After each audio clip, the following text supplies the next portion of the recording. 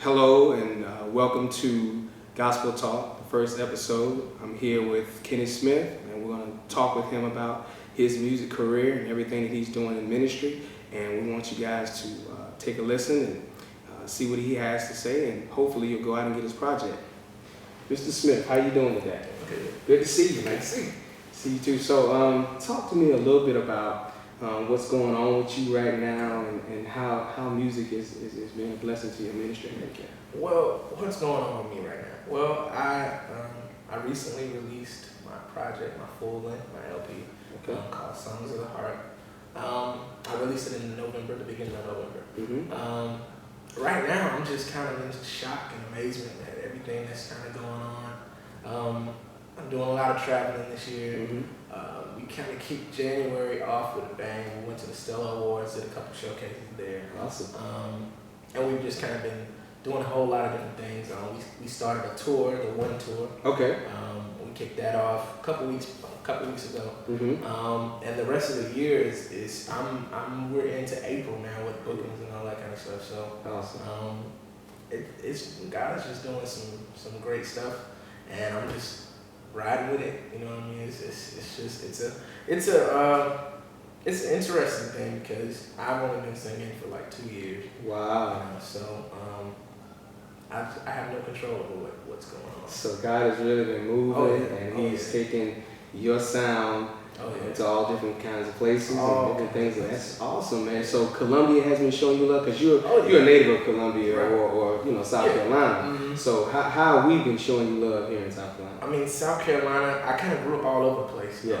I lived in Florence till I was 12. Okay. I lived in Greenwood, South Carolina for 2 years. Mm-hmm. Then I lived in Orangeburg for 4 years, and I've been in Columbia for nearly 10 years. Good. So I've kind of moved around and kind of experienced every region. Mm-hmm. But South Carolina, it's just some great people here. Good. You know what I mean? Columbia has kind of, adopted me, and I've kind of adopted Columbia. So Awesome. that's kind of, I'll just represent, my You're city. repping Columbia. But I mean, the whole state is so many great artists and Mm-hmm. great people. As I do a lot more traveling, I kind of get to go in every little nook and cranny of the state and Right. kind of experience the different cultures in every part. Mm-hmm. But it's a great place to be from. That's good. On a national scene, we don't really get a lot of exposure. Yeah, South Carolina artists. I don't know why exactly. Mm-hmm. I have a couple ideas. Okay. But South Carolina has always kind of been that state where it's so much hidden talent. You know what I mean? Mm-hmm. And people leave here and they move other places, and then they experience national recognition. Mm-hmm. But I think this generation of gospel singers and people that are really focused on ministry. Mm-hmm. I think they're gonna really represent this state. Right. You know what I mean? There are a couple people that I can name right offhand. You got John Lakin. Right. Derek Bull in Florence. Right. Sean Beebe. Focus. Right. So those are just a few names that I could just name right offhand. Right. And see, that's one of the reasons why I wanted to create this show, this format, this platform, because I too noticed that a lot of recognition is not given to South Carolina artists, and we have a ton of talent here, and such as yourself. And that's why we've connected. I've listened to your music and have been blown away listening to you do praise and worship. Right. I mean, it's something about when you are in your element and you're doing praise and worship, it is a blessing to the body.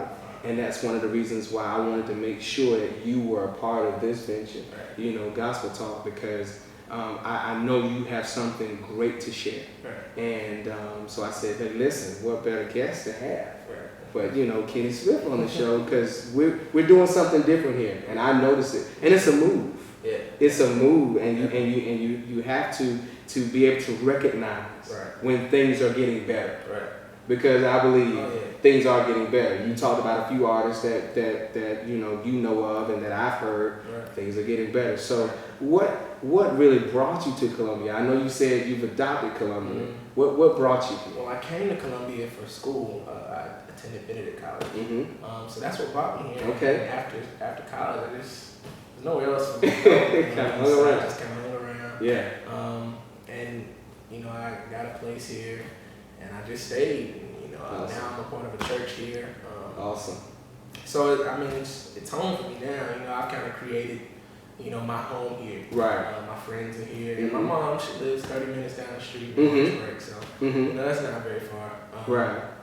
So I mean, it's a great city to be in. Right. You know, it's a lot of you know, like I said, talent. Mm-hmm. And the music scene here is it's bubbling with just different things. Yeah, you know what I mean? You got exactly. Regina Skeeter's Right, here. right, Shanika exactly. the White is Right, here. right. Of course, John Legend is here. Mm-hmm. You got like you have some choirs here, like Right. Psalms 100. Uh-huh. There's a lot of, you know, it's A lot just of a good lot time. of some Exactly. good concoction of all kind of stuff here. Exactly.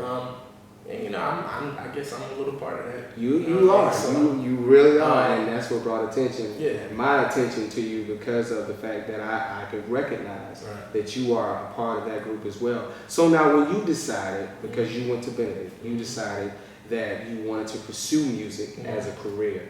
Tell me how you came to that decision, and also how did your family receive that? Okay. For me, I don't remember that transition because I was a musician first. Okay. So I was always kind of involved in, you know, music. Mm-hmm. You know what I mean? Right. For me, singing. Mm-hmm. Now that was a thing that kind of happened after I left Benedict because I was a part of the gospel choir there. Okay. So it was like, you know, being a part of that program, and then when you leave there, it's like, now what? Right. You know what I mean? And I could have, you know, played for a few people, and that's what I was doing at the time. Mm-hmm. Of course, I played at church, but I just, it was something missing, Right. and I recognized at that point I wasn't really doing what I was supposed to be doing. Okay. You know what I mean? So that, it just kind of, one thing led to another. I got a couple of friends together, a couple of musicians that I know in the city. Right. And I was just like, you know, let's do a concert. Okay. And I did my first, my debut concert at Right Direction. I think that was 2010, 2009, somewhere in there. 2009. Okay. And that was August 2009. And that was my first event, and I was nervous. Because I've sang since I was a kid, but you know, really being in front. Right. You know, that was a whole new venture for me. Mm-hmm. So I was very nervous. I put the word out, you know, did a couple flyers. Mm-hmm. Right. And when we got there, like, we set up 300 chairs. Okay. For people to come. And I was expecting half of those to be free. Right. Right. Not that many. And when I finally got on stage, it was completely packed. Wow. You know what I mean? So it was like, I got on stage, I had no clue what I was gonna do. Right. So that's when I first realized, like, it's not a me thing, you know what I mean? Sure. And it has to be more centered on God Right. than anything. Right. Because, like, me and my element, I'm a musician. Sure. You know what I mean? Sure. So when I enter God's element, it's like he completely takes control because I don't know how to do it myself. You know what I mean? Sure. So, you know, when people say things like, well, you're anointed and this, I'm like, you still not talking about me. Right, you know what I mean? right. Because I look at it now and I'm like, I don't understand. And I guess it's not for me to understand. That's true. So I don't know. I think God kind of did that. Yeah, he did. It sounds like he did because Right.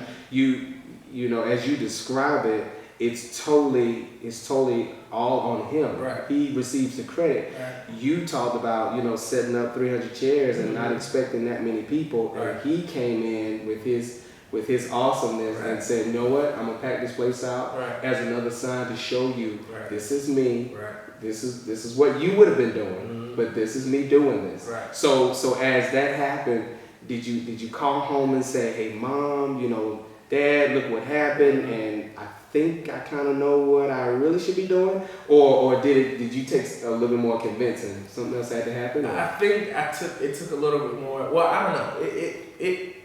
It was kind of yes and no. It took a little more convincing. Okay.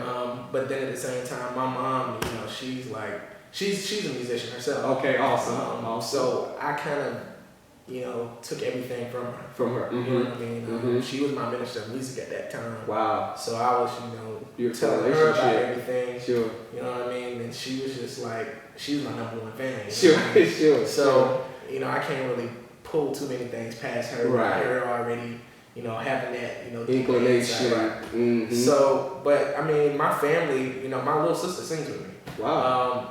You know, so my family is 100%. You know, So they are support. fully a Oh, part yeah, they fully a part. of what you're doing and everything.